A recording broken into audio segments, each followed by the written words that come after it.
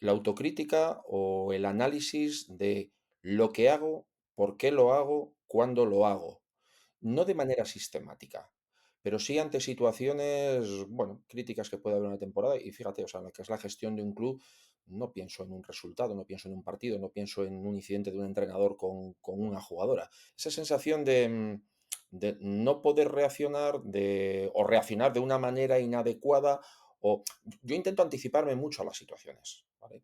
Entonces, toda aquella elección entre acierto y error en cuanto a mi psicología propia, a mi análisis propio, a la hora, antes de tomar decisiones, valoro mucho las cosas, me guío mucho por la experiencia en la toma de decisiones, soy de los que piensa que no hay dos situaciones iguales, ¿vale? Que aunque los actores, el momento, los timings y toda pueda parecer que esto ya lo he vivido, entonces tengo que actuar de la misma manera, siempre hay algún matiz que lo va a hacer diferente. I think everyone walks around with something that you can't see. We all go through it. I don't care who you are. I don't care who you are, man. The best thing that I did was to come out and say, "Hey, look, I need some help." Estás escuchando Psych and Roll, un podcast donde cada semana traigo pelota, pista y cabeza en forma de invitados para hablar de psicología y baloncesto. Soy Javier Hernández y puedes apoyar este programa dándole like y suscribiéndote en YouTube y iVoox, o bien con tus 5 estrellas si es en Spotify o Apple Podcast donde lo estás escuchando.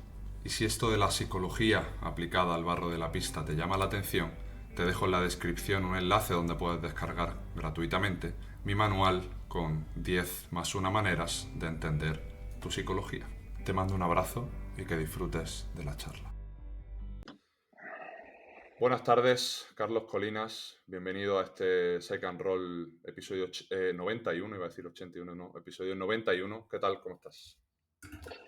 Muy buenas, Javi. Pues nada, encantado de estar aquí bueno, como te he escuchado en varios de los episodios que he podido escuchar, en este espacio de baloncesto, de conversación, de compartimento, ¿no? De tantas y tantas experiencias. Aquí dispuesto y encantado de aceptar tu invitación.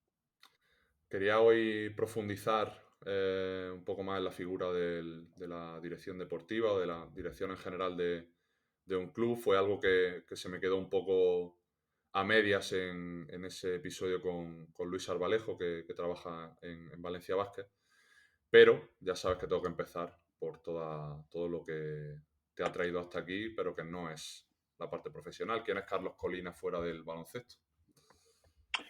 Bueno, pues a mí ahora desde hace unos años me ha dado por decir que soy un señor mayor, que siendo niño empecé el baloncesto como mucha otra gente. Y bueno, que el padre de familia, enamorado absolutamente del deporte, un leonés galeguizado, muy orgulloso de mi tierra, de la que me fui ya hace muchísimos años. Y bueno, totalmente afincado, asentado en Galicia, pues con una familia creo que fantástica. Y bueno, con un recorrido vital relacionado con el deporte, relacionado con la gestión, con la dirección, con, bueno, todo lo que uno puede pasar pues durante décadas, ¿no?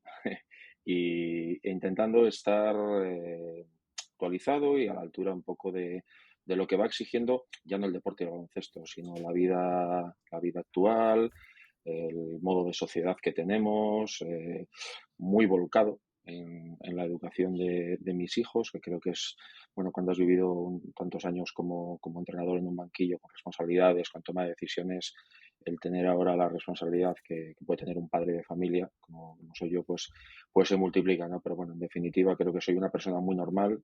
Intento ser la persona que era hace 35 o 40 años, cuando empecé en esto, y bueno, es un reto para mí personal el intentarlo y el conseguirlo cada semana, cada mes, cada temporada.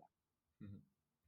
En gente tan implicada y con un trabajo tan demandante como el tuyo, Carlos, siempre me gusta preguntar por esa separación entre lo personal y lo profesional, ¿no? Yo creo que todos los que hemos o seguimos viviendo el baloncesto de alguna u otra manera, pues nos cuesta, ¿no? El buscar un tiempo de calidad fuera de ello, y a veces que ese tiempo de calidad incluso viene dado por el propio baloncesto, pero de manera más ociosa o con otro tipo de personas que al final son los con las que nos quedamos con el paso de los años. En tu caso sí me gustaría de manera genuina saber cómo intentas trabajarte, si es algo que en alguna ocasión te ha costado, si te has notado un cambio de que saliste de esa faceta como entrenador ahora a la dirección deportiva y cómo un poco desarrollas todo ese equilibrio para hacer tu figura profesional más sostenible y también para que tu parte personal no se quede desnutrida. Bueno, a ver, considero el recorrido, en mi caso, la experiencia vital que yo tengo con relación al baloncesto como de una sucesión de ciclos, ¿no? Así lo he entendido, bueno, pues asociado a la edad, a la inmadurez que tienes al principio, hacia el hambre, hacia el deseo de aprendizaje que tienes en unos primeros años, hacia el ir descubriendo, bueno, pues en mi caso con 15 años, que el amor y la pasión por el baloncesto de un adolescente en aquel momento no estaba en jugar y no estaba en entrenar y no estaba en meter canastas, sino que estaba en otras cosas que, bueno, en aquel momento se me podían escapar, ¿no? Entonces, bueno, sí he sido una persona, respondiendo un poquito a tu pregunta, de abrir y cerrar ciclos, abrir y cerrar etapas. Bueno, siempre lo que es la gestión, la dirección, el asumir responsabilidades ha sido un reto constante, pero que es un reto que yo también he buscado, ¿no? Eh, yo quien conoce un poquito mi recorrido en relación al deporte, al baloncesto, pues bueno, quizás no ha habido nunca marcha atrás, ¿no? Dejo de estar en una dinámica de club, en un banquillo, en categorías de formación, pasan unos años y vuelvo a probar ese terreno. Dejo un ámbito de selección donde estuve muchos años y pasados unos años vuelvo otra vez. Bueno, he sido de una persona de decisiones en ese sentido y bueno, pues todo el ir enlazando esos ciclos y el entender que el momento y el lugar que uno podía percibir y en el que uno podía basar la decisión a tomar era el indicado, asumiendo el riesgo que muchas veces, pues bueno, uno tiene cuando asume ciertas decisiones, ¿no? A veces, Ujú. pues dejo el baloncesto de formación, me enfoco en el baloncesto profesional, dejo el banquillo, me centro en un tema de selecciones, dejo las selecciones, quiero ser parte del día a día de la gestión de un club pequeñito que luego se convierte en un club grande, luego en una dirección de una federación autonómica. Bueno, dicho así o escuchado así, puede parecer un totum revolutum que uno no ha sido capaz de ordenar mentalmente. Sin embargo, bueno, pues yo no sé si he sido capaz o no. Lo que sí he tenido muy claro era en qué momento y en qué lugar quería estar en cada etapa de mi vida. Luego, bueno, cuando al tema profesional le unes las responsabilidades familiares o el tema de la edad o las persona con la que compartes tu vida, que tienes que hacerla compatible en cuanto a obligaciones y dedicaciones, pues bueno, va resultando un poquito todo ese proceso. Al final, bueno, para finalizar la pregunta, mi vida ha estado rodeada absolutamente del baloncesto, lo sigue estando. Muchas veces en el baloncesto las personas consideran o consideramos que cuando no estás en un banquillo, bueno, ya te has alejado del deporte, ya no es lo mismo. No estoy para nada de acuerdo. Yo creo que bueno, el espacio y la situación y los tiempos pues van marcando el devenir de cada uno, pero al final acaba formando parte de todo del mismo mundo. En mi caso, además, en el ámbito familiar, pues todo es baloncesto, pero intentando, como tú comentabas antes, buscar un espacio de respiro donde el baloncesto se vea desde otra perspectiva. O sea, yo tengo dos hijos, los dos juegan a baloncesto, en ningún momento en nuestra casa fue una obligación, fue una imposición, hijos hablo de un adolescente y una niña pequeña, y bueno, es hablar con ellos de naturalidad, de lo que es el deporte, de lo que ha sido la vida o está siendo de su padre, que es de su madre, que también está rodeada de baloncesto por todos lados. En definitiva, cuando llegan a un punto vital en el que puedo estar ahora y echo la vista atrás, bueno, creo que he cometido errores, que he tenido aciertos, pero sobre todo he tenido muy claro el orden y la sucesión de los ciclos que quería vivir en mi vida. ¿Cómo te fuiste exponiendo a esos cambios de ciclo, Carlos? Considero que este tipo de decisiones que tomamos a lo largo de la vida nunca, o en tanto en cuanto dejamos que sea el cuerpo en el corto plazo el que tome la decisión, al final al ser humano no nos gusta el cambio, porque el cambio es incertidumbre, por lo tanto eso es estrés, potenciales nervios, y nos gusta mucho más el statu quo a veces en ese tipo de contextos. Y creo que hay un proceso de un ejercicio de compromiso, ¿no? Bueno, ¿por qué estoy tomando esta decisión? ¿Por qué cuando llegue el momento mi cabeza me va a pedir que no lo haga, pero yo sé que realmente tengo que torcer aquí en esta dirección porque pues, quiero apostar por ese largo plazo? Sobre todo, me gustaría saber en tu caso, Carlos, ese cambio del mundo de ser entrenador, aunque tú le comentabas a King Gómez hace ya un año y poco en Soul Basketball, que tú nunca has dejado de ser entrenador, ¿no? Porque nunca, siempre son unos conocimientos que te ayudan, pero sí lo dejaste de ser a nivel, digamos, de ejercer como tal la actividad en el presente. ¿Y cómo fue un poco ese cambio de que tú le comentabas a él, por ejemplo, que considerabas que tu etapa como entrenador había finalizado? Pero me parece un cambio curioso y no sé si hubo ese ejercicio un poco de compromiso previo, de exposición también a esa incertidumbre, o fue algo más sobre el momento que lo evaluaste sobre la marcha y dijiste hasta aquí. Digamos que un poco de todo, ¿no? He sido persona siempre de intuir que mis ciclos se iban acabando, que mi momento se iba acabando. Yo siempre pienso que cuando uno intuye el final de un ciclo o una decisión personal, ya ha abierto la puerta al ciclo siguiente. Y en esa habitación contigua, si me permites, va a haber situaciones, va a haber timings, va a haber momentos que te van a recordar y en el que vas a utilizar muchas herramientas, muchas conductas, algunas situaciones que has vivido previamente. Yo, por ejemplo, no fui como entrenador ayudante, creo que muy poquito, no sé si fue una temporada o dos. Mi vida en nivel banquillo siempre ha estado prácticamente ligada al baloncesto femenino, pero excepto una temporada entrené un equipo de EVA, siempre ha sido baloncesto femenino. Y esa sensación de, bueno, creo que mi ciclo aquí se ha acabado, voy a pensar en el paso siguiente. Siempre tenía imaginado cuál podía ser el espacio siguiente.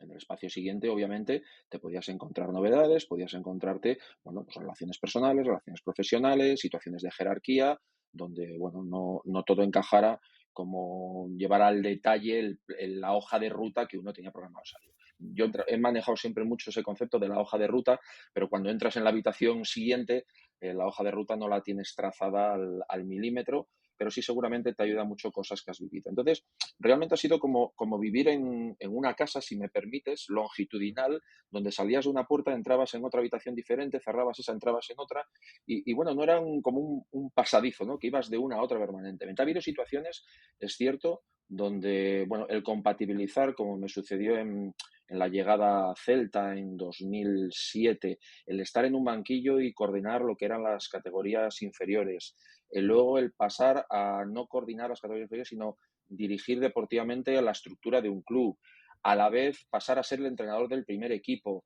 Bueno, al final, el hacer compatibles situaciones que es cierto dentro de un mismo ámbito, dentro de un mismo tejado, pero que, bueno, con la dificultad que eso puede tener, me ayudaba como a ubicarme mucho más. También en un momento de mi vida aparece a la vez que en una dinámica de club, pues una entidad como es una federación autonómica dirigiéndola deportivamente. Entonces, ese es un ejercicio de dificultad extremo, pero al que yo quise enfrentarme para probarme, decir, bueno, obviamente tus plazos, tu tiempo, tu exposición, como tú decías antes, tus responsabilidades, pasas a tener 4, 6, 8 focos en tu día a día a tener muchísimos más. Y posiblemente pues esa etapa decides finalizarla cuando tú ves que o la calidad de tu trabajo, de tu rendimiento como gestor, de la motivación para mí ha sido importante. Yo cuando decido dejar los banquillos, no te voy a decir, ya no me gusta entrenar, ya no me gusta dirigir. Claro que me gusta dirigir, claro que la competición siempre ha sido mi motor, pero entendía que la mejor versión de Carlos Colinas en aquel momento, que estábamos hablando de 2014-2015, no iba a estar ya en el banquillo. Y evidentemente, si yo quería afrontar un siguiente reto, tendría que cambiar de habitación, tenía que abrir una puerta, dejar medio cerrada, dejar entreabierta, no, cerrarla, sabiendo que todo lo que había hecho en ese espacio anterior o en el anterior o en el anterior me había permitido llegar hacia mi próxima responsabilidad. Y bueno, mi vida en relación al baloncesto pues ha sido esto, ¿no?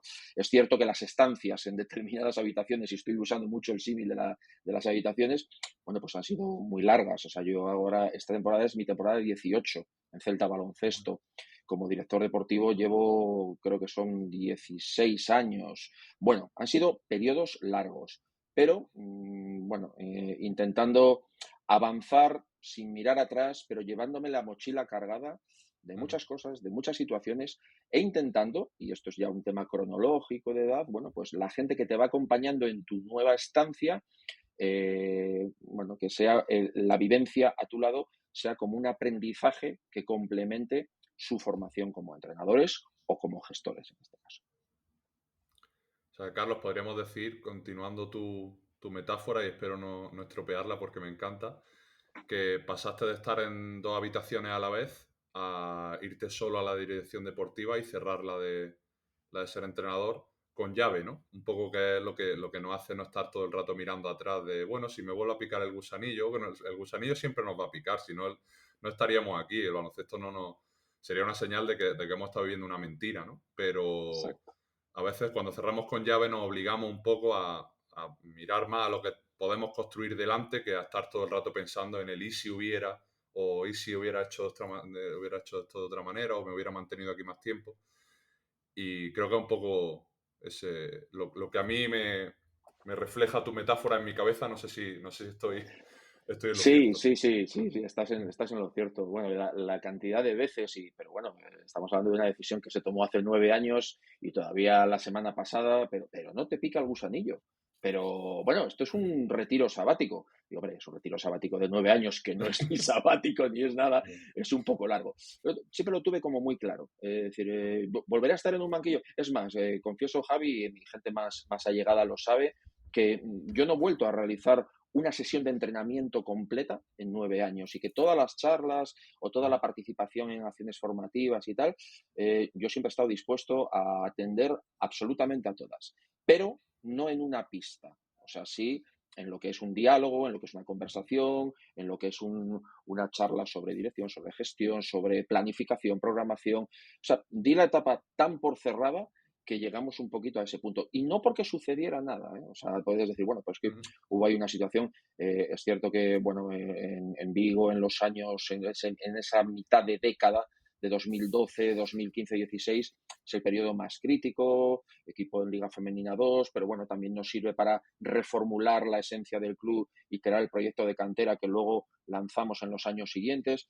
Entonces, no era decir una situación de, bueno, me marché asqueado, me marché quemado, no quería saber nada. No, he seguido en el mismo sitio, o sea, bueno, siguen confiando en mí, el presidente, la junta directiva, creo que hemos formado algo con una identidad propia, donde Carlos Colinas no es el protagonista. Carlos Colinas ha sido la persona que ha tenido que asumir una serie de responsabilidades y, bueno, ¿volverías a entrenar el equipo cadete o ahora que está el equipo en Liga Femenina Andesa?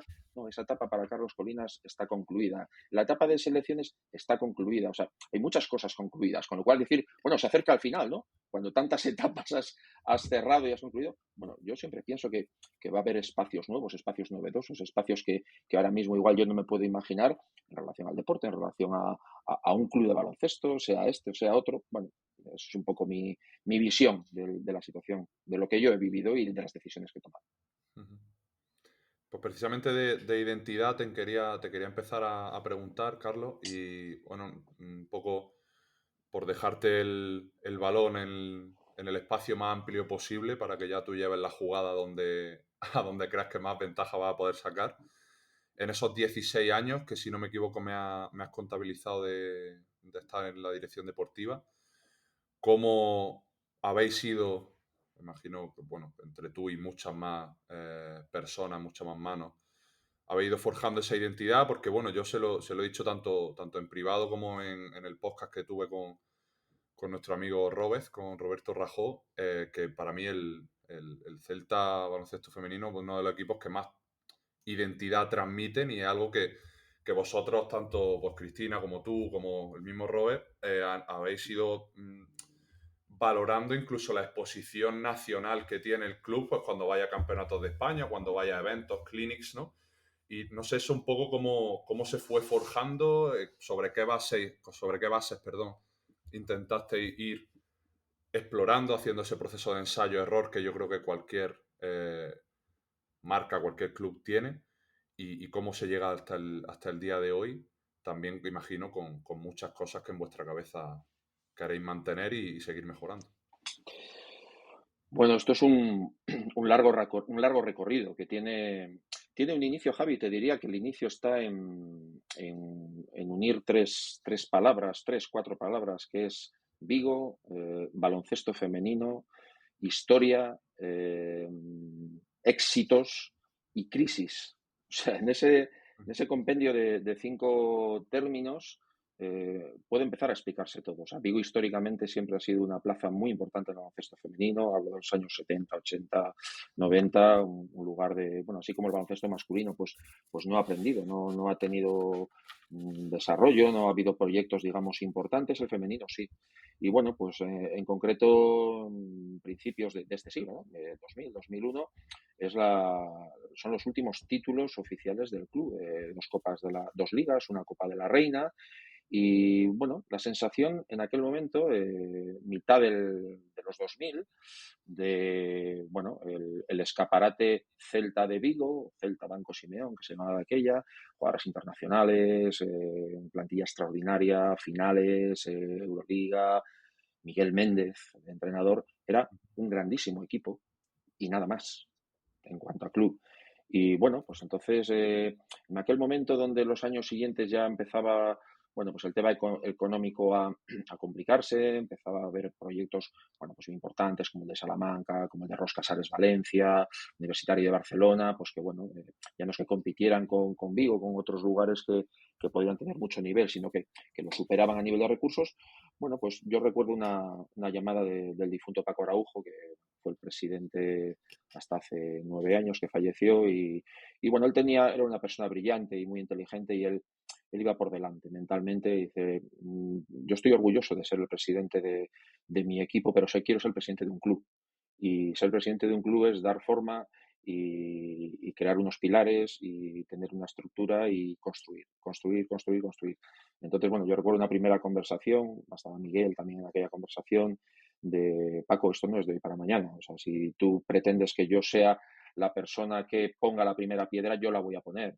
Pero la siguiente piedra necesitaremos más personas, necesitaremos un recorrido, necesitaremos una idea, una filosofía y necesitaremos unos recursos. Y eso coincide pues con dos momentos, también en el año 2006, 2007, que es curioso, porque claro, ahora, pues 20 años después, o casi 20 años después, en el año 2007 el club queda campeón de España junior, y es la llegada de Alba Torrens a Vigo, y es la aparición en el primer equipo de Tamara Valde, y es un año después la llegada de Laura Nichols a Vigo. Y bueno, pues posiblemente, empezando la casa por el tejado, aquella generación maravillosa que pudimos juntar, ¿no? Pensando en primer equipo y pensando en desarrollo de jugadoras jóvenes ya hacia la élite, bueno, pues nos dio un impulso competitivo que nos obligó a decir, bueno, ser campeón de España junior lo puede ser una vez, en el caso de Vigo, pues cada 10, 15, 20 años, pero para que las niñas de mini puedan llegar a cadete y junior y tener un nivel competitivo y un nivel de entrenadores adecuado para el desarrollo de un proyecto, que es lo que esta persona, este presidente quiere, hay que ir abajo. Y hay que ir abajo y en el terreno hay que limpiarlo bien, hay que quitar la maleza si es que la hay y sobre todo hay que poner ladrillo y masa y ladrillo y masa y a partir de ahí, bueno, pues fue crear una estructura de club y pasar de tres equipos que debía haber senior, junior y no sé si había un equipo cadete, una escuelita en el año 2005, 2004, 2005 a crear una estructura de, bueno, más o menos 6, 8 equipos, 9 equipos en lo que era el año 2010-2011. Y yo en ese momento sí tuve claro que tendría que ser una labor colectiva. O sea, como cualquier persona en su sentido común diría, bueno, no puede haber una persona por muy brillante o muy superdotada que sea capaz de pensar, decidir, ejecutar y desarrollar algo y en un determinado tiempo lanzarlo arriba. Y bueno, me obsesionó mucho el tema de los entrenadores. Bien, ¿qué entrenadores van a pilotar cada una de estas pequeñas naves que forman parte de una escuadrilla, ¿sí? O queremos que formen parte de una escuadrilla. Y bueno, pues ahí aparecen personas que han sido, creo que, fundamentales, como Roberto Rajo, que lo comentabas. Cristina en aquel momento pues era jugadora profesional, dejaba de jugar, quería empezar a entrenar, la propia implicación de Miguel Méndez con aquel proyecto de cantera que se iniciaba, y luego otras personas posteriores, Nacho Silva, David Hernández, bueno, una serie de personas que sí podemos presumir en el club de que los entrenadores, la etapa de desarrollo de un entrenador joven en Vigo ha sido de una duración media larga. O sea, no hemos sido un club de entrenadores de 2, 3 años y cambiamos y vamos a buscar a otros 3. Bueno, lo que también lo conseguimos luego con las jugadoras, nos hemos marcado la prioridad de que el desarrollo del entrenador joven era fundamental para el crecimiento del club, obviamente si respondía a una serie de principios, a una serie de valores, o sea, daba unos básicos, ¿no? Como decimos siempre, el propio entrenador, porque eso era lo que iba a ser capaz de transmitir a la jugadora. Entonces, bueno, ese impulso del 2007 conseguimos que esos 9 equipos pues pasaran a ser 12, pasaran a ser 13, y ahí confluye una etapa crítica que es el descenso del primer equipo. En el año 2000, la temporada 12-13, o sea, el Celta nunca descendió deportivamente, pero en ese momento la situación económica era tan crítica y tan acuciante que el propio Paco Araujo, bueno, esto es nos vamos un pasito atrás o nos vamos todos para casa. En la temporada 2013 salvamos la categoría en una situación económica ya muy difícil y renunciamos a estar en Liga Femenina. Aquello fue una explosión en Vigo a nivel de afición, de prensa, de seguidores, de personas históricas del baloncesto de Vigo, porque cómo el Celta no va a estar en primera división, pero cómo Vigo no va a tener, bueno, esto es una situación o una decisión que hay que tomar obligatoriamente si queremos que esto siga su camino, tenga un recorrido y podamos reformular un proyecto, que fue lo que empezamos a hacer a partir de 2014. Ahí entra una palabra clave también en ese momento, que es el minibásquet, que bueno, dentro de la estructura, creo que de un club, somos un club femenino exclusivamente. Consideramos que bueno, que la base de la pirámide tenía que estar alimentada por donde empieza todo.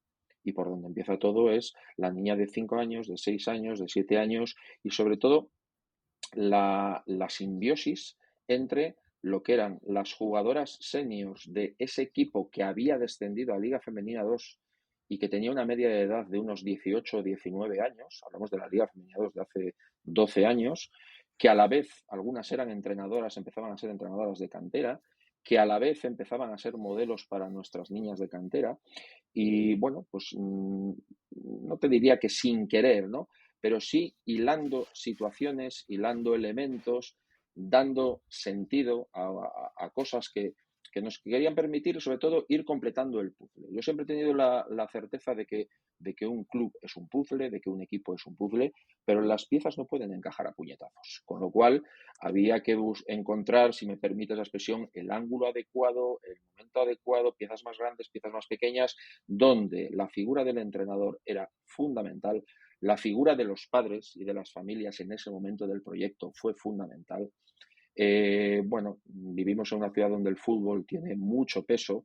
Esté el equipo en primera, en segunda, en competición europea, Vigo es una ciudad de fútbol, ¿no? Y en aquel momento, bueno, sentías también la necesidad de buscar tu espacio, no a la altura del fútbol, pero de que no fuéramos una mera anécdota, porque considerábamos que el baloncesto femenino en Vigo era algo más que una modalidad deportiva. Y bueno, pues al final ha sido un recorrido y una reformulación que parte sobre todo de 2013, 2014, donde bueno, pues se han ido combinando momentos, situaciones, personas, desarrollos de jugadoras jóvenes que ves que tienen potencial, que tienen talento. Ahí aparece la primera María Araujo, es poco la herencia que había dejado el desarrollo de Alba Torrens aquí en Vigo, aunque estuviera 3 años, de Tamara Gualde, aunque estuviera 4 años. Bueno, pues nos había puesto quizás involuntariamente una etiqueta de lugar adecuado para la formación y el desarrollo de la jugadora joven. Y a partir de jugadora joven, podrías decir en edad de formación o en edad de tecnificación o hacia el alto rendimiento, y a la vez parejo un poco la situación del desarrollo de los entrenadores. Y bueno, pues no te diría que sin querer, pero ha sido, digamos, como un crecimiento y una formulación y un desarrollo del club que hemos intentado mantener siempre en cuanto a que nos permitiera gestionar aquello que nuestros medios, nuestros recursos, nuestras instalaciones, de las que dispone el club, pudiéramos dar la calidad necesaria, porque el ser demasiado ambiciosos o el tener unas metas desmedidas nos iba a acabar tirando el castillo antes de tiempo. Bueno, pues ahí surgen momentos y personas, pues te decía que el camino está muy, muy vinculado a eso, la aparición de Raquel Carrera con 13 años, pues que da un impulso a que, bueno, pues a aquellas generaciones que tenían 13, 14, pero ¿quién es esta niña? El impacto que tiene en una liga donde podía jugar con 14, 15 años, en una liga senior, lo que implica el aparecer en situaciones de fases de ascenso a la máxima categoría, no te diría que sin quererlo, ¿no? Pero bueno, donde no era el objetivo prioritario ni mucho menos. Y bueno, pues parejo a ese desarrollo de proyecto y a ese crecimiento de proyecto, el de los entrenadores, el de una estructura deportiva, bueno, pues que ahora mismo nos lleva a tener 24, 25 entrenadores, a tener pues un tutelaje de los entrenadores o entrenadoras jóvenes que empiecen muy adecuado, el poder presumir, porque lo voy a decir así, de que hay personas que fueron fundamentales en el proyecto desde el 2008, 2009, he dado los nombres, lo han seguido siendo en el 2014, han tenido la humildad suficiente para ir cambiando su rol en el proyecto, para entender que, bueno, pues ahora ya no me toca llevar al equipo cadete al Campeonato de España e intentar entrar en semifinales, sino lo que me toca es tutorizar a una entrenadora de 19 años que va a llevar un equipo preinfantil. Bueno, hemos ido creando, digamos, un modelo que no creo que sea ni mejor ni peor.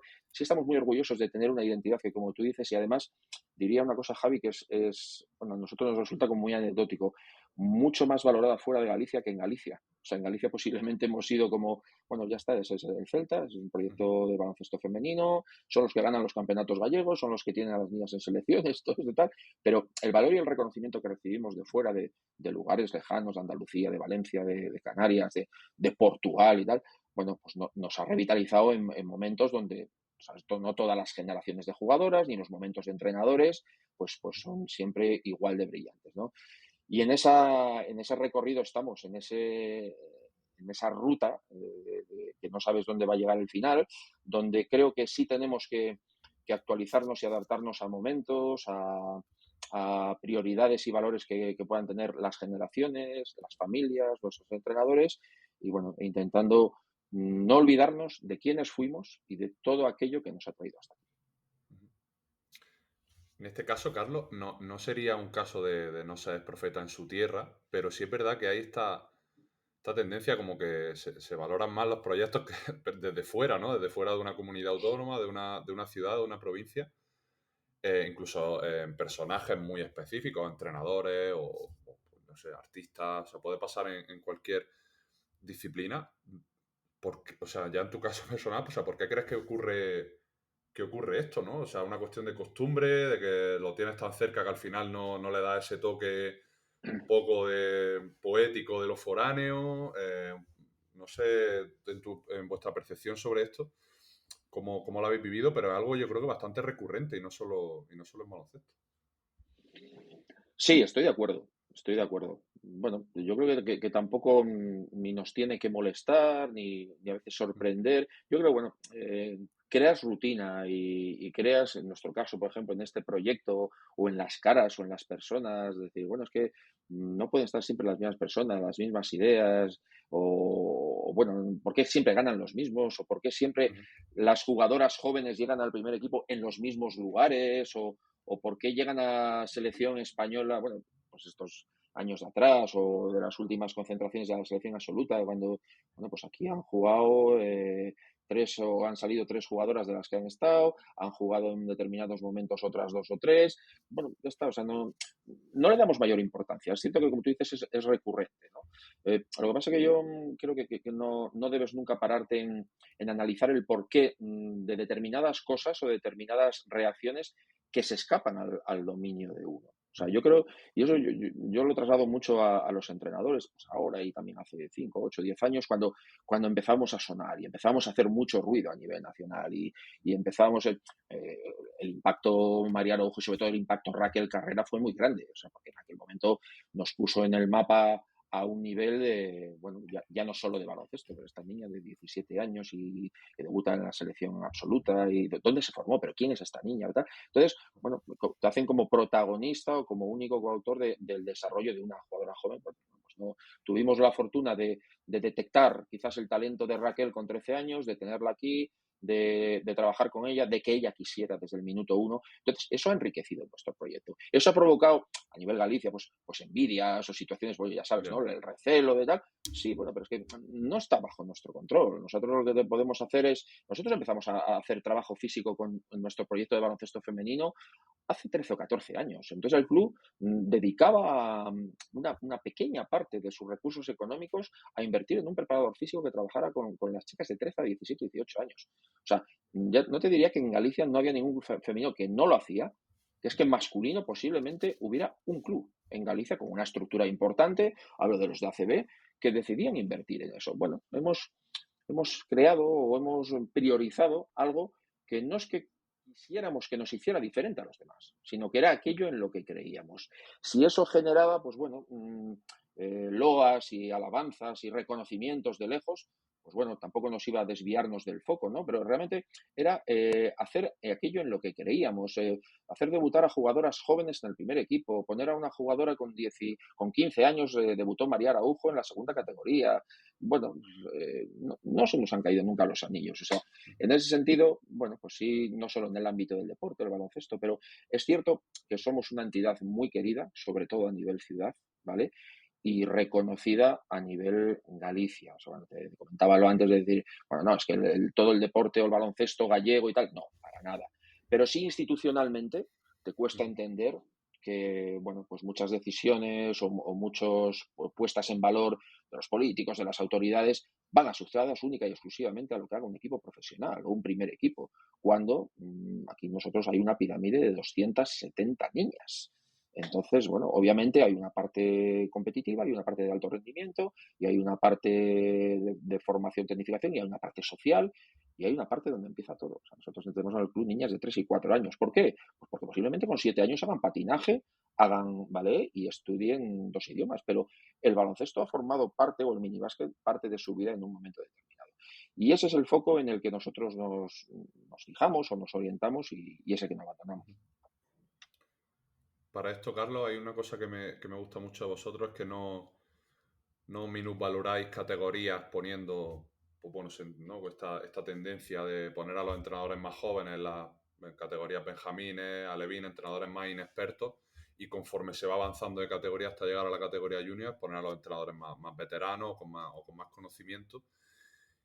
Si esto fuera una reunión en la que yo me estoy poniendo en juego si mañana empiezo a ser entrenador de la cantera del Celta Baloncesto Femenino, ¿tú qué me dirías ahora para hacerme ver a dónde voy, qué es lo que se me va a pedir y también en qué se me va a ayudar? Porque tú también has defendido mucho que no te gustan entrenadores de quita y pon, sino que te gusta construir a largo plazo, y eso obviamente tiene un componente formativo también alto, que en parte pues será seguro vuestra seña de identidad, en tanto en cuanto pues generáis una línea formativa muy coherente y con convicción, como me estabas mencionando. Pero ¿qué me dirías a mí? Posiblemente, no, seguro. Te preguntaría 3 cosas. Javi, como entrenador actualmente, ¿qué tienes? ¿Qué quieres? ¿Y qué estás dispuesto a alcanzar? Bueno, parece sencillo de responder, ¿no? También depende de, bueno, pues quizás esas 3 preguntas a alguien de 18, 17, 16, 20 años es más complejo que no hacerlo a alguien más veterano. Y a partir de ahí, cuando te hablaba antes de la continuidad, cuando te hablaba antes de los plazos, yo creo que el entrenador tiene que tener fecha de inicio en su entrada en un proyecto, pero no tiene que intuir su último día en ese proyecto. O sea, tiene que caminar, tiene que avanzar. Entonces, claro, obviamente en función de lo que tú quieras, tengas y estés dispuesto a conseguir, no te vamos a ayudar de una manera, te vamos a ayudar de otra. Si posiblemente intentaremos que tu ubicación inicial sea la más adecuada a tu momento, a ese momento. Pero, bueno, yo creo que igual que nos pasa a los entrenadores cuando estamos en un banquillo o en un entrenamiento o en un tiempo muerto y hay que tomar decisiones, uno también tiene que oler. Utilizo mucho el concepto oler e intuir, ¿no? Este entrenador o esta entrenadora, bueno, no a los 10 segundos de conocerlo, ¿no? Pero sí, quizás después de una primera conversación de 5 minutos, después de verlo 2 días, después de escucharle hablar de otra cosa que no tenga nada que ver con el baloncesto, bueno, a mí personalmente pues me ayuda a hacerme una composición del lugar más alta. Y sobre todo luego voy al pico y la pala, al pico y la pala diario, no de hacer muchas horas, de estar 10 horas en el pabellón cada día, de estar 340 días al año entrenando y dirigiendo y estar dispuesto a todo, sino a la calidad en aquello, en todo lo que haga y a la capacidad para analizar lo que ha hecho después de determinados momentos, después de un entrenamiento, después de un ejercicio, que muchas veces, pensando en entrenadores jóvenes, esa capacidad para analizar tiene que ser sostenida, tiene que ser apoyada por una persona más mayor, más madura, que le ayude a reflexionar, que le haga determinadas preguntas, que le sirva de apoyo, que le escuche. Entonces, bueno, en ese análisis, en ese generar confianza en esa persona, yo creo que el crecimiento del entrenador tiene que venir por ahí. El entrenador en Celta siempre está absolutamente respaldado por la jerarquía. O sea, es decir, no por los jefes, por el jefe, no, por la jerarquía. O sea, bueno, los padres tienen ya muy interiorizada, entiendo que es así, la frase de que los padres ni ponen ni quitan entrenadores. Decir esto en el año 95, pues bueno, ¿cómo los van a poner? Y decir esto en el 2020, pues bueno, esto está muy a la orden del día. Entonces, bueno, esta es una seña de identidad en nuestro club. ¿Por qué? Porque los entrenadores se equivocan. Y porque el primero que puede equivocarse es aquella persona que a principio de temporada pone a un entrenador a dirigir una categoría, a un equipo con este ayudante, o le hace estar en 4 espacios diferentes que le hace dispersar su foco, ¿vale? Pero el espacio de los padres, ellos tienen que entender perfectamente cuál es y cuáles son sus responsabilidades y sus decisiones. Y esto muchas veces, sobre todo a los entrenadores jóvenes, le quita de esa presión añadida, de esa inquietud, de ese... Bueno, es decir, aquí hay un parachoques o hay una persona que con la manguera va a apagar los grandes fuegos, que es el director deportivo, pero también pretendemos enseñar a que las chispas, estas que salen de vez en cuando en el día a día, el entrenador o la entrenadora sea capaz de enfrentarse a ellas, porque forma parte de la profesión del entrenador. Entonces, ¿qué le diría a un entrenador o cuáles serían sus primeros pasos? Yo creo que es muy importante acertar con una ubicación inicial, acertar con esos apoyos de personas, llámalo tutor, llámalo ayudante, llámalo referente dentro del minibásquet, que son los que más cerca van a estar de él cuando estás hablando de una dinámica de 22 equipos, ¿no? Y en ese sentido, pues cobra una importancia capital las figuras que te decía antes, la de Roberto Rajo, la de Nacho Silva en su momento, la de Pablo Bahamón de ahora, la de Cristina Cantero cuando estaba en tema de formación, de cantera. Y bueno, pues al final no deja de ser dentro de esa pirámide, pues pilares que están encima de otros pilares y que lo que tienen que hacer es aguantar la estructura. El entrenador llegará un día en que puede que no comulgue con una forma de trabajar, puede que no comulgue con las ideas o sea demasiado ambicioso y quiera ya otras expectativas, otros destinos. Nosotros en ese sentido, como pasa con las jugadoras, el principal objetivo es estar orgullosos de que hemos ayudado al desarrollo y al crecimiento de ese entrenador. Y poco más, Javi. O sea, no hay, sí hay matiz importante que es la figura del tutor dentro de la estructura de entrenadores. Creo que para un entrenador o entrenadora joven, nosotros tenemos ahora mismo, creo que son 8 o 10 personas de menos de 21 años entrenando, pero con licencia de entrenador. O sea, y de esas 8 o 9 personas, hay 6 que son primeras entrenadoras, ¿vale? Entonces, bueno, sucede que esa responsabilidad o ese inicio de recorrido que en una temporada tú le das a esa chica de 18 años, puede que esté ya preparada para afrontarlo sola o con una persona ayudándole de sus características, de su perfil, o puede que necesite, por ser la primera vez que se enfrenta a ese espacio, la figura de una persona que es su tutor realmente, ¿vale? Pero no en el sentido inversa bueno, entonces el entrenador es él y tú eres el ayudante. No, o sea, equivócate, toma decisiones, enfréntate huele cómo está tu equipo, intuye qué van a hacer tus jugadoras. Si ves chispas allí a lo lejos, solo hay un grupo de padres de tu equipo, con lo cual las chispas salen de allí. Bueno, una serie de situaciones donde el club o la dirección deportiva lo que trata es de preparar a situaciones futuras donde ellos y ellas como entrenadores van a tener que enfrentarse. Carlos, no es lo mismo enfrentarte a un libro de 400 páginas sin ningún tipo de punto intermedio que enfrentarte a un libro de 40 capítulos de 10 páginas, ¿no? Y tú le contabas a Kim que para ti era muy importante que los entrenadores acortaran los tiempos de la temporada, ¿no? Es decir, que hubiera como ciclos de, pues, le hablabas de entre unas 3, 4, 5, 6 semanas, un poco siempre con flexibilidad, se entiende, pero me gustaría saber si tú también utilizas eso en tu propia relación con los entrenadores a nivel de encontrar momentos para hacer un poquito de lluvia de ideas, darle feedback, recibir, es decir, que no se convierta en un toma y daca constante, porque al final eso puede llevar al desgaste, pero que sí haya espacios donde tanto tú como los entrenadores, a nivel colectivo, como formadores del Celta Baloncesto Femenino, como a nivel individual, como entrenador del infantil de primer año,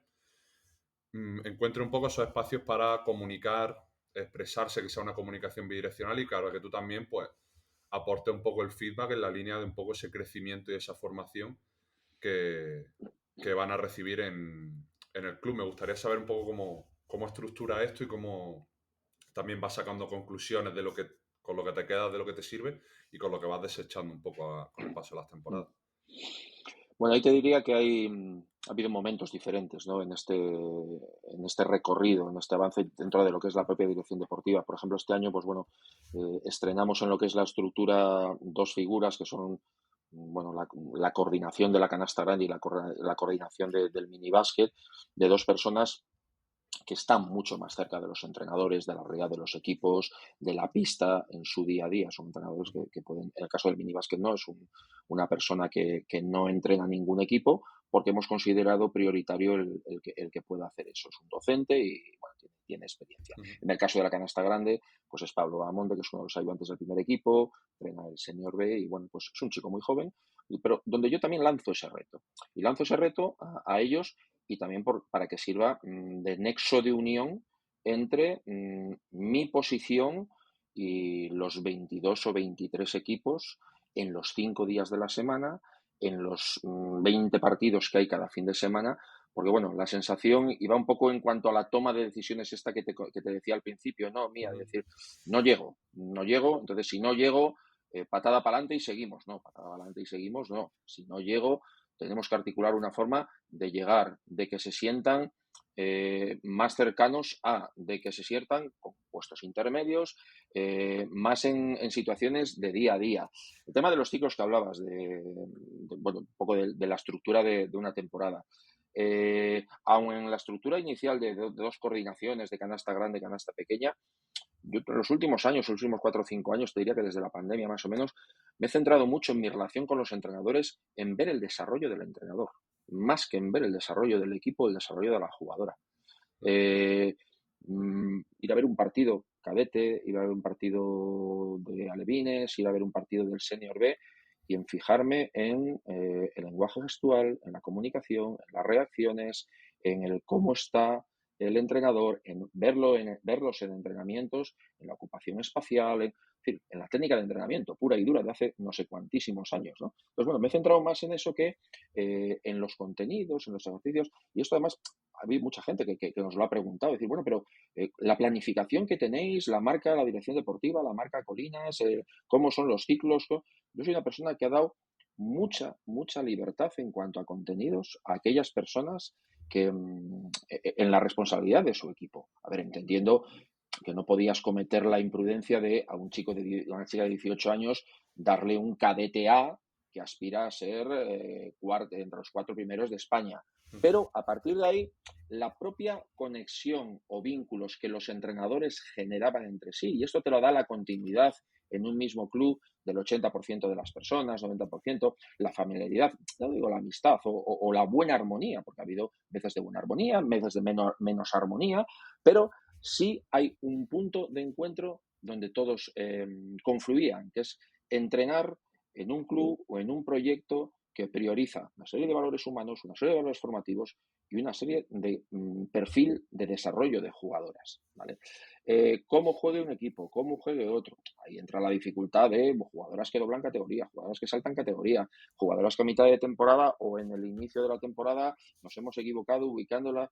Bueno, realmente eso sí era responsabilidad mía, pero en lo que son los contenidos, la planificación, esos ciclos más cortos, más largos, sí en la sensación de que ellos me tenían que ver cerca en determinados momentos. Y en esos determinados momentos era como el inicio de ese capítulo de 10 páginas que iba a llegar a su página final antes de pasar al siguiente capítulo. O sea, yo ahí sí afrontaba, no como dices tú, el libro de 400 páginas o un libro de 40 capítulos de 10 páginas, ¿no? Sí, pues es más de 40 o de 20 o de lo que sea, Sí. pero claro, un libro para cada entrenador. Y en ese sentido, bueno, pues capítulos más cortos, capítulos más largos, capítulos donde acababa el entrenador ese capítulo y no había entendido nada y tú percibías desde fuera que no había entendido nada. Entonces era el momento de acudir al rescate, no de solucionar en la pista lo que él no había podido solucionar o de llegar al kilómetro 7 y no haberse quedado en el 2 como se quedó, sino en base a las dificultades que ese entrenador estaba teniendo, al desarrollo, es que no comunicas bien. Espacialmente, no, es que te centras mucho en, comillas, las buenas, desprecias al 60% del equipo. O sea, ese comportarse ante la gestión, vamos, a la gestión de su propio equipo, ha sido lo que a mí en los últimos años he priorizado mucho más allá de si la defensa del pick and roll, la enseñanza del mano a mano como previo al indirecto, qué tipo de defensas. Bueno, yo creo que ahora mismo ya está como más centrado en el propio ideario que han creado estos entrenadores, o sea, en el minibásquet. Yo sé que se trabaja en el minibásquet, sé qué prioridades hay, pero no formo parte de ese libro de autor, pero no porque no quiera, y esté de acuerdo con él, sino porque hay personas mucho más capacitadas que yo y que conocen la realidad de una niña de 10 años en Galicia o en Vigo, que no es la de Barcelona, ni es la de Granada, ni es la de Las Palmas. Entonces, bueno, yo creo que eso es una ventaja que también como club nos ayuda a poder delegar. A decir, no, bueno, es que no, delego. Delego, excepto aquello que considero que tiene que ser responsabilidad del director deportivo, porque si no es un marrón de cojones. Entonces, ese ya me lo como yo. Y bueno, es un poco el enfrentarse a esas programaciones, a esos desarrollos de temporada, donde seguro que va a haber errores, pero te soy sincero, creo recordar que en los últimos 16 años no ha habido ningún entrenador que a mitad de una temporada hayamos tenido que desubicarlo por una dirección equivocada, por un planteamiento equivocado, por un enfrentamiento, por una cosa. Somos de esperamos a que acabes el capítulo. El capítulo, vamos a revisar, vamos a ver qué has entendido del capítulo, estás en condiciones de pasar al capítulo siguiente, sabes cuál es el hilo conductor de esto, un poquito en esa situación. Hay un detalle en este sentido que sí me gustaría mencionarlo. Siempre hemos tendido a que un entrenador en la estructura de cantera esté en canasta grande y en canasta pequeña a la vez, y en minibásquet a la vez, con roles diferentes, muchas veces, pues bueno, por un tema de, sobre todo, en situación de primer equipo con tres entrenadores, los dos ayudantes de Cristina trabajan en la cantera, trabajan con una responsabilidad. Y este año no, pero el año pasado, Pablo Badamonte estaba en el minibásquet, era el entrenador del Junior A y era el ayudante de Liga Femenina Endesa. Es decir, ¿por qué? Porque les ayuda a conocer mucho más la realidad del club y sobre todo porque de cara a las niñas, el tener los referentes tan cercanos, tener nombre y apellidos de este entrenador, o bueno, yo juego en el Alevín C, pero en el Alevín A está de ayudante o de tutor de Leire Pablo. La figura de Pablo en concreto el año pasado era esta, ¿no? Es decir, bueno, pues no es un equipo que navega por la quinta galaxia y luego todo lo demás. Esto, por ejemplo, antes cuando me preguntabas por el proceso, esto fue una de las prioridades que nos marcamos allá en aquel 2008, 2009, crear una estructura de club, una identidad, una esencia, un camino marcado, pero con un todo, con un mismo escudo, con un mismo color, con un mismo nombre, Celta Baloncesto Femenino, y que la niña de 4 años y la profesional de más edad del primer equipo se sientan identificadas con el club con el que están jugando. Tengan ese nexo de unión. Sin duda, creo que uno de los componentes emocionales más sostenibles para un grupo humano es el sentimiento de pertenencia. Y creo que en tanto en cuanto pues, las personas se sienten que forman parte no solo de un grupo, sino de algo más, de una entidad, me ha encantado la frase que comentaba antes, que creo que era Araujo, ¿no? Que decía, yo quiero formar parte de un club, no de un equipo, ¿no? Y creo que eso va más allá de una suma de individuos y bueno, a las pruebas nos remitimos, ¿no, Carlos? Ujú. Sí, bueno, a ver, al final es cierto que has tenido que adaptarte a ver, a momentos, a situaciones, a realidades, a estar preparado para lo bueno, para lo malo. Por eso nosotros en la temporada 22-23, cuando conseguimos el ascenso, decir, bueno, es que era el gran objetivo, era dar sentido, era llegar a la meta final. No era llegar a la meta final. O sea, es pues la mayor expresión de alegría que ha habido en esta ciudad en cuanto al baloncesto en décadas. Pero bueno, con la sensación, los que llevamos tantos años y la gente que sin estar en el club, gente cercana, seguidores, familias, lo han vivido contigo, porque ese sentido de pertenencia que tú dices, hemos sido capaces, ¿no? De alrededor de una idea y alrededor de un camino y de una forma de hacer las cosas y de entender las cosas, sí, reclutar gente más mayor, más pequeña, de otras generaciones, la abuela de la niña o lo que sea. Y bueno, en ese momento parecía el detonante. Bueno, había que estar preparados por si ese momento llegaba. Ese momento llegó. Y a partir de ahí, bueno, entonces no estamos preparados, no, sí estamos preparados. Sí estamos preparados porque hay un proyecto, hay una base. Y dejaremos de estar preparados el día que nos olvidemos de todo lo que nos ha costado llegar hasta aquí. Y de las decisiones que hemos tenido que tomar y de la rabia que muchas veces te da, pues Raquel Carrera se va a Valencia porque nosotros no estamos en Liga Femenina 1 y obviamente allí se iba a jugar y María Araujo lo mismo y la otra lo mismo. Entonces, y en ese sentido, ¿qué es ahora mismo el Celta Baloncesto Femenino? El Celta Baloncesto Femenino es un proyecto de club con un equipo en la máxima categoría, pues como yo siempre digo, circunstancialmente, que no sabemos si vamos a estar 10 años seguidos o esta va a ser nuestra última temporada. Pero, igual que nos sucedió en 2012 cuando decidimos descender administrativamente, Uh-huh. por encima de todo está que la base o el proyecto nos permita crecer y nos permita seguir teniendo esa identidad. Con lo cual, bueno, seguimos siendo los mismos. Bueno, somos muchos de los que hemos vivido todo este proceso. Creo que eso también nos ha ayudado a estar preparado para determinados momentos. Somos reconocibles. Habrá quien les gustemos más, que gustemos menos, que otras personas harían las cosas de otra manera. Es todo absolutamente respetable. O sea, no tenemos la fórmula mágica. Lo que queremos es ser un proyecto deportivo respetado, querido, atractivo para las familias, para los padres, con formadores con un nivel de educación y de transmisión de valores muy alto, muy alto. Muchas veces te diría que en esa balanza, incluso descompensando, donde los conocimientos deportivos y de enseñanza de todo lo que es el baloncesto son importantes, pero si la balanza se descompensa con lo otro, no merece la pena. Con lo cual, bueno, en el equilibrio está el punto exacto. Uh-huh. Carlos, me hablaba un poco de esa sensación de ser pioneros con el tema de la preparación física, en este caso hace sobre 2013-2014 creo que Uh-huh. me posicionaba. Y yo te quería preguntar por la figura pues en este caso, si no me equivoco, de Pelayo, que es el psicólogo del club, porque hasta donde yo sé, Carlos, en categoría FEB son pocos los equipos, o no recuerdo en mi memoria alguno previo al que yo me enterara de que tenía psicólogo en el primer equipo. No sé si él también está con la cantera, con entrenadores, ahora me desarrolla un poco más. Pero sí te quería preguntar un poco por esa decisión de apostar por algo que ahora nos parece súper natural, ¿no? El contar con la figura Uh-huh. del psicólogo, lo hablábamos hace poco, ¿no? En esa clase para los cursos de entrenador, pero que imagino que en su momento, sobre todo en la etapa pre-COVID, era algo que aunque poco a poco se iba escuchando más, era una decisión también arriesgada en el sentido de lo desconocido, ¿no? Y me interesaría saber un poco cómo se acopló esa figura, qué proceso siguió y pues hasta ahora qué cosas has visto también que se han podido reflejar tanto en el primer equipo como en el club como identidad. Bueno, es una decisión, para nosotros que ha sido una decisión trascendental. Es cierto que Pelayo fue jugador profesional de baloncesto, con lo cual, bueno, el deporte y la dinámica de un club y un equipo no le era ajena para nada. Él había estado en el club principios de los 2000, pero bueno, como parte de cuerpo técnico, realmente creo que de aquella todavía no había acabado los estudios, o sea, no ejercía, digamos, como psicólogo.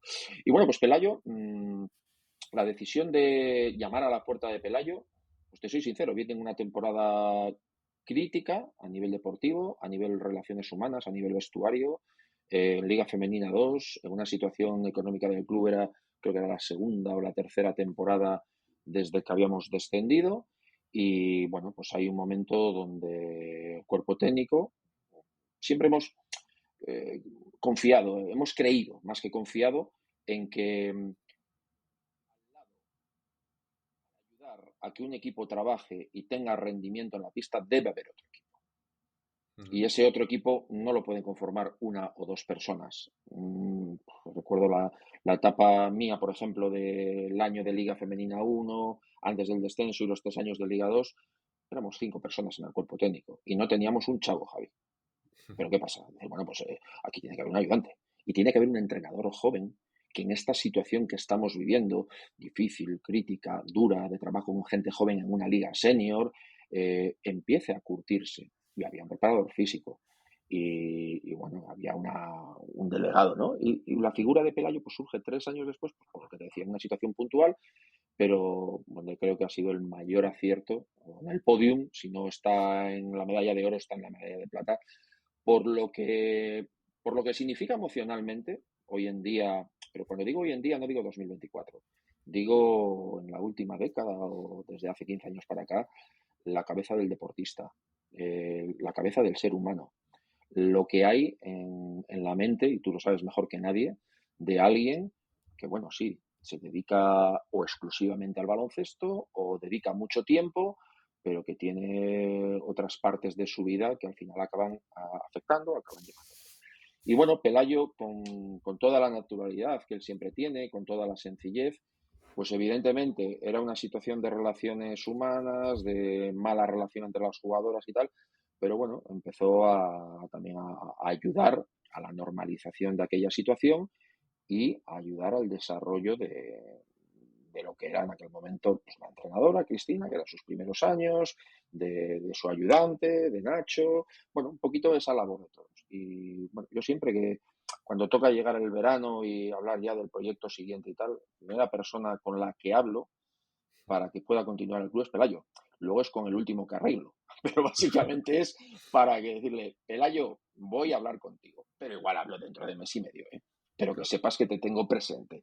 Y al final, bueno, pues ha llegado a un punto en todo este desarrollo de jugadoras jóvenes, claro, cuando hablábamos 2017, 2018, jugar una fase de ascenso en La Fonteta, 6.000 personas, una final contra Valencia Basket, carrera 17, la Corfana 18, la otra 20, la otra 18. Bueno, aquella gente estaba preparada para, bueno, aquella gente estaba en un proceso donde Pelayo estaba siendo una parte muy importante, porque le estaba anticipando ya desde el día a día de la temporada y de lo que es el recorrido largo de una temporada, los momentos a los que una deportista profesional, estamos hablando de gente absolutamente profesional, en aquel momento pues eran chicas muy jóvenes. Es decir, estaba formando parte de un proceso educacional con relación a los jóvenes y luego estaba trasladando algo que ha sido siempre un valor del club, pero te diría desde antes incluso de mi llegada, de nuestra llegada, ¿no? O sea, Celta siempre ha sido una familia, pues porque el difunto presidente Paco Araujo, es decir, lo primero que le importaba era la persona. Y la jugadora podía venir de ganar una medalla olímpica y de ganar 2 Euroligas y firmar un contrato en Vigo, pero la persona tenía que estar a gusto. Y si traía una familia y traía un niño, tenían que estar cuidados y en una buena vivienda y tal. Entonces, en ese cuidado, en esa transmisión de valores personales, Pelayo, bueno, pues ha convertido en el momento actual o ha trasladado a todo lo que es el staff esa naturalidad con lo que hay que tener las relaciones en un ámbito profesional. Él, su labor se centra únicamente en el primer equipo, pero su puerta está abierta para cualquier persona de la cantera, para cualquier niño de la cantera, para cualquier entrenador de la cantera que, bueno, que quiera ya no requerir de sus servicios. Porque Pelayo tiene una virtud, o sea, tiene una ventaja, perdón, con respecto a los demás. O sea, conoce la casa, conoce el terreno, conoce los tiempos, bueno, tiene un sexto sentido, ¿no? En la relación con lo que es la mujer deportista, pero la mujer deportista profesional o la mujer de 14 años, la adolescente, que pasados 10 años va a acabar siendo una profesional de primerísimo nivel, por ejemplo, como Raquel, bueno, es algo que también te lo da el bagaje y la experiencia de todo. Con lo cual, creo que es la mejor inversión que el club ha podido hacer en los últimos años. Pues posiblemente algún día Pelayo no esté en este club, como igual tampoco lo estará Carlos Colinas, pero el pozo y la huella que deja en su día a día, en los buenos momentos, malos momentos, jugadoras, técnicos y todo aquello que soporta es imparable, la verdad. Ujú. Las relaciones laborales terminarán, pero las personas siempre, siempre quedan, y esto es una buena señal de casi un tiempo invertido muy satisfactorio. Carlos, precisamente te quería preguntar por las personas y por ese proceso a veces tan complejo que es el de fichar, de seleccionar en ese periodo veraniego, y precisamente te quería preguntar por cómo indagáis en toda esa parte personal, sabiendo pues, que precisamente para formar a un club, ese primer equipo, pues tiene que también ser representativo de esos valores y tiene que transmitir cuestiones coherentes. Luego, pues siempre nos podemos equivocar, como tú bien has dicho, pero que se sienten esas bases previas conversacionales de con quién estoy hablando y que se sepa previamente a la jugadora pues a dónde va, ¿no? Y sí me gustaría, bueno, un poco saber cómo eh, hacer ese proceso de scouting, ¿no? De la parte más personal, que a veces es un poco la más oscura o la que menos se suele explorar a veces, por desgracia. Estoy totalmente de acuerdo. A ver, obviamente no es sencillo como la gente puede entender, pero para nosotros es prioritario. O sea, yo te diría que nosotros hemos cerrado contratos y fichajes de jugadoras donde deportivamente no es que supiéramos lo justito, justito, pero preferíamos tener un conocimiento mucho más exhaustivo de lo personal, de sus experiencias recientes, de sus comportamientos recientes, de no una hoja de incidencias, de cuántas multas tuvo, cuántas lió, cuántas, no, de incluso de su recorrido, ya cuando hablamos de jugadoras senior, de 4, 18, 30 años, decir, bueno, ¿qué hizo el año pasado? ¿Dónde estuvo el año pasado? Y yo muchas veces, obviamente sé qué perfil de jugadora es, pero no me pongo a analizar números, promedios, porcentajes y tal, antes de que lo otro lo tenga hilado. Lo otro implica hablar con mucha gente o con bastante gente, normalmente gente cercana de tu confianza que ha podido coincidir, entrenadores que han tenido a esa jugadora, compañeras que han tenido a esa jugadora y que han sido jugadoras del club aquí en Vigo, gente que indirectamente la conoce porque estuvo en una selección U20 y hay una preparadora física que tenemos buena relación, porque a mí me parece fundamental. O sea, luego realmente cada ámbito y cada experiencia o cada grupo humano puede funcionar diferente y hay veces pues que alguien que ha tenido bueno, pues todo buenos comportamientos y no ha habido ninguna tacha en lo personal, pues coincide en un año donde la mezcla de determinados caracteres o una determinada situación en un determinado lugar pues se transforma, ¿no? El scouting viene desde el intercambio de conocimiento, de referencias y una referencia, e incluso de jugadoras extranjeras que nunca han jugado en España. O sea, siempre hay alguien y le dedique el tiempo, o sea, aunque tenga que dedicarle muchísimo tiempo, hay una jugadora americana que jugó en Suecia el año pasado. Vale. Parece un perfil interesante. Bien. ¿De qué universidad viene? Bien. ¿Cuál fue su recorrido universitario a nivel incidental? ¿Vale? No a nivel deportivo. Y entonces, bueno, pues ha jugado con alguna jugadora española, la ha entrenado alguna entrenador. No. Pero hay una jugadora sueca que estuvo en España hace 5 años, que no estuvo en Vigo, que no la conocemos de nada, pero tomo el atrevimiento de conseguir su teléfono y escribirle. Lo primero que hago es pedir perdón, perdona por mi osadía, me gustaría, bueno, alguna vez has encontrado respuesta de, mira, no la conozco o no te quiero ayudar, pero muchas veces me he encontrado con otro. Entonces, como una primera aproximación para poder ahondar un poquito más, hay veces que no puedes ahondar mucho más y hay veces que el melón lo acabas de abrir cuando está aquí en Vigo ya, ¿no? Tienes que arriesgarte, pues firmo el contrato, no firmo el contrato. Básicamente, incluso, te quiero decir, con jugadoras extranjeras. Con jugadores españoles, bueno, es más sencillo. Y luego también, a ver, el conocimiento que tú quieres ofrecer de ella, del club, o sea, del proyecto hacia ellas. Yo creo que esto es fundamental. Siempre hay representantes, siempre hay agentes, siempre hay... Sí, el intermediario forma parte de la escena, pero no queremos que el intermediario sea el agente principal, sea el protagonista de la película. El protagonista de la película tiene que ser la jugadora, con lo cual la jugadora tiene que escuchar a su entrenador, o a su futuro entrenador, o a su futura entrenadora, o a su futuro psicólogo. incluso a su futuro preparador físico, pero antes de firmar un contrato. O sea, igual es llevarlo un poco al extremo. Tiene que hablar con tanta gente antes de tomar una decisión para fichar a un equipo. Bueno, pues quizá con tanta gente no, pero hay gente, incluso profesionales, jugadoras, que valoran esto. Es decir, bueno, quiero tener una reunión con tengo 5 ofertas, voy a reunirme con los 5 o hay 2 que desecho. Entonces, bueno, nosotros contemplamos mucho el abrirnos, es decir, mira, aquí vas a entrenar así, las secuencias van a ser esta, nuestra programación semanal es esta, los pisos están en esta zona, nosotros, el club funciona así, el club es una de las primeras reflexiones que se les hace, el club es un club, ¿no? El equipo forma parte de un club y en el club hay niñas de 3 4 años. Bueno, una serie de información donde ya llegado a ese caso, al final la decisión tiene que ser siempre, no nos gustan decisiones de intermediarios, nos gustan decisiones de la propia jugadora y decisiones de la propia jugadora, pero incluso te diría con jugadoras extranjeras. Este año las 4 jugadoras nuevas extranjeras que han venido al club han hablado antes de directamente con alguien del staff, normalmente con Cristina como entrenadora, pero decir, no, no es necesario, sí es necesario, es que queremos hablar con ella para que ha habido alguna situación, Claro. para que nos escuche, incluso, bueno, en estos últimos años en videollamada. Verte la cara, como estamos tú y yo, decir qué cara me pones, qué preguntas tienes que hacer, y a partir de ahí, bueno, pues luego habrá una decisión final, como ha pasado varias veces, decir, bueno, pues no me convence demasiado, prefiero otras opciones, pero bueno, va un poquito por ahí, y luego, a ver, en cuanto a la labor del director deportivo, estar permanentemente pendiente bueno, de la evolución, no solo de tu equipo y de tus jugadoras. Tampoco puedes seguir a todas las ligas del mundo y a todas las Claro. jugadoras del mundo, pero sí aquellas donde consideras que vas a tener un foco o un caladero que para un perfil de nuestro equipo, un ideario como el que tiene nuestro club, puede ser más sencillo pescar, si me permite la expresión. Ujú. Pues Carlos, precisamente con esto te quería acabar preguntando por tu propia psicología. Me decía al principio que, bueno, siempre intenta estar en constante reinventiva, ¿no? Buscando un poco maneras de actualizarte.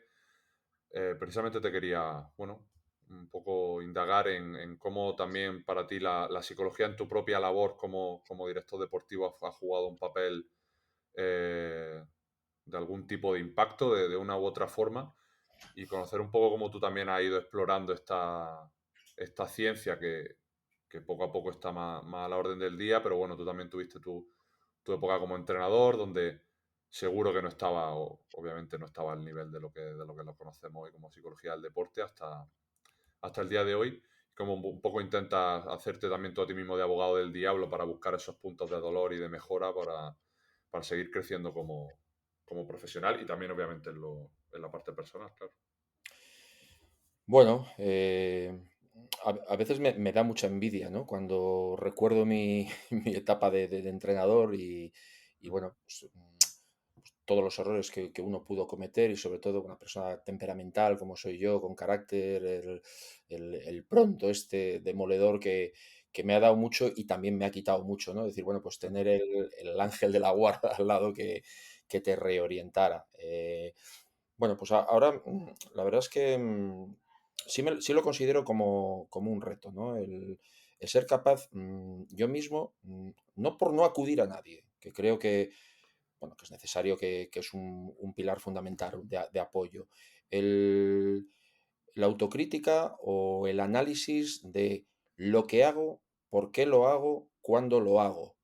No Mm. de manera sistemática, pero sí ante situaciones, bueno, críticas que puede haber en una temporada. Y fíjate, o sea, en lo que es la gestión de un club, no pienso en un resultado, no pienso en un partido, no pienso en un incidente de un entrenador con una jugadora. Pienso en un tema documental de una jugadora extranjera. Hace 2 semanas tuvimos una experiencia a nivel de club donde, bueno, había un tema burocrático de una jugadora que me tuvo fuera de mis casillas 4 o 5 días. Y bueno, pues hablando con un profesional ajeno al club, decir, bueno, Ujú. pues a ver, una persona con el recorrido y tal, digo, sí, pero esa sensación de no poder reaccionar o reaccionar de una manera inadecuada, o yo intento anticiparme mucho a las situaciones, ¿vale? Entonces, toda aquella elección entre acierto y error en cuanto a mi psicología propia, mi análisis propio, a la hora, antes de tomar decisiones, valoro mucho las cosas, me guío mucho por la experiencia en la toma de decisiones, soy de los que piensa que no hay dos situaciones iguales, ¿vale? Ujú. Que aunque los actores, el momento, los timings y pueda parecer que esto ya lo he vivido, entonces tengo que actuar de la misma manera, siempre hay algún matiz que lo va a hacer diferente. Pero en ese sentido sí confío mucho bueno, pues lo que decía a mitad de la entrevista, ¿no? Es decir, en lo que me ha traído hasta aquí, lo que me ha permitido tomar decisiones y acertar, o equivocarme, pero ser capaz de reaccionar e ir adelante. Bueno, me gustaría ser una persona menos temperamental, con una lectura más clara de aquellas situaciones nuevas, y sobre todo me gustaría tener más capacidad para apoyarme no voy a decir en desconocidos. O sea, yo respeto absolutamente la labor del psicólogo, la labor de lo que es el coaching, de las personas que emocionalmente sirven de soporte a un profesional. Yo considero que un gestor es un profesional y un presidente en determinados ámbitos es un profesional. ¿Por qué? Porque hay una responsabilidad muy grande. Y en esa toma de decisiones, la tranquilidad con uno mismo, con el entorno, el conocimiento del entorno, que muchas veces te ayuda, del medio en el que navegas, bueno, pues también me ha ido moldeando un poquito mi personalidad. Evidentemente, si a mí ahora me trasladaran a un club, a una realidad, en el baloncesto masculino, en una dimensión, pues el doble o la mitad de en el que llevo tantos años, ¿qué sería ese Carlos Colinas? ¿Cómo actuaría ese Carlos Colinas? ¿Cómo emocionalmente afrontaría eso Carlos Colinas? Bueno, pues tendría una serie, creo, de valores que serían la experiencia, la edad y la autoconfianza en uno mismo, y tendría otras situaciones que irían muy en mi contra. Quiero decirte con esto, y no sé si te estoy respondiendo, que bueno, que emocionalmente intento ser muy estable, intento transmitir tranquilidad bueno, a aquellas personas que pueden depender más de mí, o que me tienen más como punto de referencia, como son los entrenadores, como es el primer equipo, como es el propio presidente, o sea, en lo que es la jerarquía de una unidad de dirección, como es una junta directiva de un club. Bueno, pues intento obviamente tranquilizar y dar una perspectiva sobre las cosas, sobre las situaciones negativas, donde yo a veces involuntariamente estoy haciendo de psicólogo de ellos cuando no tengo los conocimientos que un profesional tiene. En definitiva, bueno, yo creo que para nuestra labor en la dirección deportiva, en esa sucesión de decisiones y de acciones a las que nos tenemos que enfrentar en una semana, ya en una temporada, o en un día, el ser capaz de tener la idea clara, la primera decisión a tomar, en manejar el tiempo correcto, en no decidir. O sea, siempre hay que decidir, siempre hay que decidir, siempre hay que, y después de una decisión tiene que venir otra. No, creo cada vez más en las pausas, creo cada vez más en la autorreflexión de uno mismo, y sobre todo, bueno, pues cuando acaba la jornada, cuando acaba la semana, cuando acaba ese episodio que te comentaba antes, burocrático, decir, bueno, ¿en qué he actuado incorrectamente con respecto a mí? O sea, ¿en qué me he penalizado mentalmente? ¿Qué he trasladado a las personas que son más cercanas a mí, tanto a nivel familiar como en esos 4 o 5 días? Y bueno, pues soy una persona que no me duele en prendas nunca de reconocer lo que son los errores, de aquellas situaciones que a toro pasado, pero en el segundo después uno se da cuenta que se ha equivocado. Creo que tengo la humildad suficiente. Carlos, ha sido para mí un auténtico placer escucharte. Creo que no había tema mejor para cerrar este episodio. Simplemente agradecerte, bueno, el tiempo y el espacio que me has podido dedicar. Siempre se hace más cuesta arriba grabar un lunes y más después del final de puente, pero bueno, aquí estamos levantando la roca, como le comentaba a Carlos Sosa la semana pasada, levantando la roca un día más. Simplemente pues dejarte el micrófono abierto para que cierres este episodio número 91 de Psych and Roll, reiterándote de nuevo el agradecimiento. Quiero felicitarte, Javi, porque, bueno, uno con el paso de los años, o todos los momentos que podemos tener o rescatar en nuestro día a día para nutrirte, para reflexionar, para escuchar. Es una persona que me gusta mucho escuchar. Cuando encuentras productos o descubres productos como yo descubrí Sick and Roll hace ya 2 años y pico, pues bueno, fue un soplo de aire fresco, en el sentido bueno, de que durante 1 hora y cuarto escuchar a dos personas conversar, como tú me has dicho al principio, ¿no? Con naturalidad, en un espacio sin cortapisas, con tranquilidad, sin estrés, es una auténtica gozada. Profesionalmente reconozco mucho pues toda la labor que, que se puede llegar a hacer en relación al baloncesto. Muchas veces cuando asociamos un tema baloncesto no es solo entrenar, mejorar jugador, técnica, táctica, competición, rendimiento. Hay tantas cosas que hacen mejor al baloncesto y tantas cosas que nos hacen mejores a los que estamos en el baloncesto, y esta es una de ellas que no puedo por menos que felicitarte. Bueno, espero haber sido lo suficientemente ameno. He estado muy cómodo, muy tranquilo. He intentado no contar demasiadas batallitas de un largo recorrido en un mismo espacio, en un recorrido vital, en un mismo lugar, y bueno, simplemente trasladar con naturalidad lo que somos, lo que hacemos, de dónde venimos, cómo estamos, y lo que no sabremos es hacia dónde vamos, pero estamos seguros de que seguiremos el baloncesto y espero que podamos seguir estando allí todos. Never be ashamed of wanting to be a better you. Period.